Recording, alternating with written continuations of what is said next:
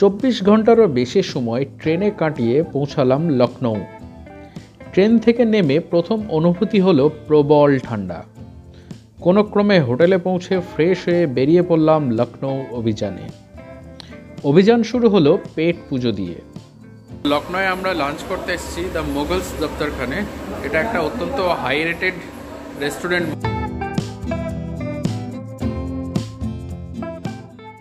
এটা খুব বড় জায়গা, কিন্তু খাবারের দাম কিন্তু সেই চমকে যাওয়ার মতো নয়।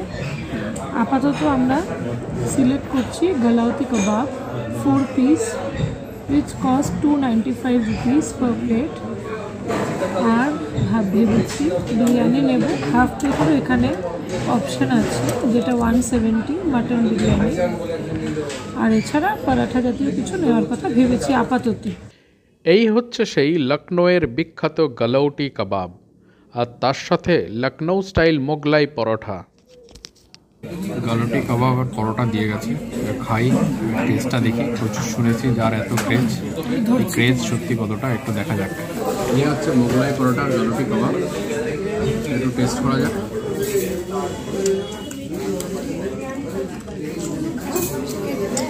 অসাধারণ অসাধারণ, কোনো তুলনা হবে।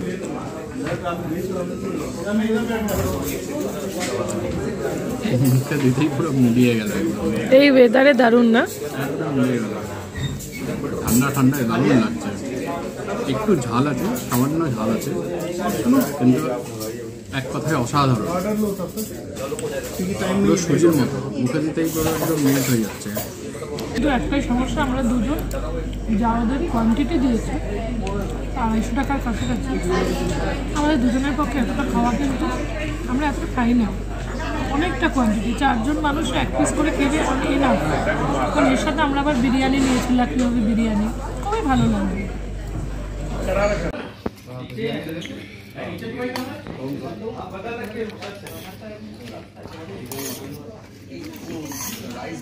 ঠিক আছে,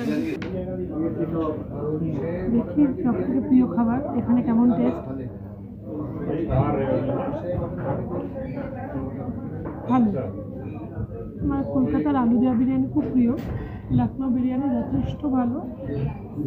সব থেকে যেটা আমার পছন্দ সেটা হচ্ছে হালকা বিরিয়ানি, তেল মশলা কম হবে, মুখে এক গাদা মশলা পড়বে না, একদম তাই।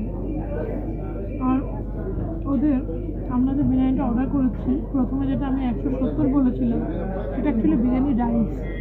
আপনারা শুধু বিরিয়ানি রাইসও নিতে পারেন, হাফ প্লেট ওটার দাম ছিল। এটার দাম হচ্ছে 450, তাতে 4 পিস বেশ ভালো সাইজের মাটন থাকছে, বেশ ভালো। দুজনের একটা বিরিয়ানিতেই লাঞ্চ বা ডিনার হয়ে যায়, খুবই স্যাটিসফাইড আমরা। কলকাতার বিরিয়ানি আমরা বহুবার খেয়েছি, কলকাতার আলু দোয়া বিরিয়ানি আমাদের সবার খুব পছন্দ। লখনৌ বিরিয়ানির প্রচুর নাম শুনেছি, তার সামনে রয়েছে লখনৌ বিরিয়ানি। তো একটু বিরিয়ানি টেস্ট করে দেখি মাটন দিয়ে কীরকম লাগে। আমাদের ওখানকার মতো 1 পিস বড় মাটন থাকে না, এখানে ছোটো ছোটো পিস মাটন থাকে। ওটা মাটন দিয়ে খেয়ে দেখি, আমি হাত দিয়ে খাচ্ছি, বিরিয়ানি চামচ দিয়ে খেয়ে পোষায় না। দারুণ দারুণ দারুণ, মশলার বাড়াবাড়ি নেই, খেতে যে ভীষণ রিচ লাগছে এরকমটা নয়, সুন্দর একটা ফ্লেভার, সব মিলে খুব ভালো। আর মাটনটাও ভীষণ ভালো, মাটনটা দেখতেও, বিরিয়ানিটা দেখতেও বেশ ভালো, সব মিলে বেশ ভালো। রায়তা দিয়েছে, রায়তাটা একটু টেস্ট করে দেখি। রায়তা যেরকম খেতে হয় সেরকম, আলাদা কিছু নয়। শেষ পাতে আমরা নিয়েছি শাহি টুকরা। শাহি টুকরাটা যেভাবে ডেকোরেট করা, দেখেই লোভ লাগছে।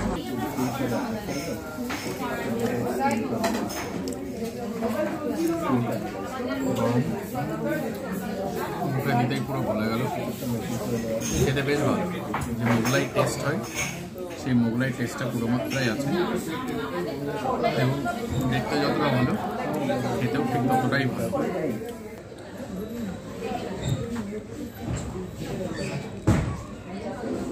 চালটা আমার খুব প্রিয়, আমি সবার আগে খেয়েছিলাম কলকাতার চাঁদনির কাছে রয়্যালে, ওরা শীতকালে বানায়। আমি বাড়িতেও বেশ কয়েকবার বানিয়েছি পাউরুটির সাহায্যে, ক্ষীর দিয়ে। এখানকারটা খুব সুন্দর।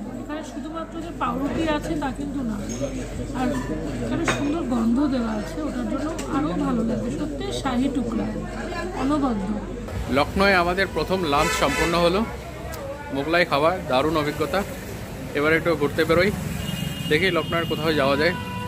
এরপর আমরা গেলাম লখনৌয়ের ভূতের বাড়ি দেখতে, অর্থাৎ রেসিডেন্সি।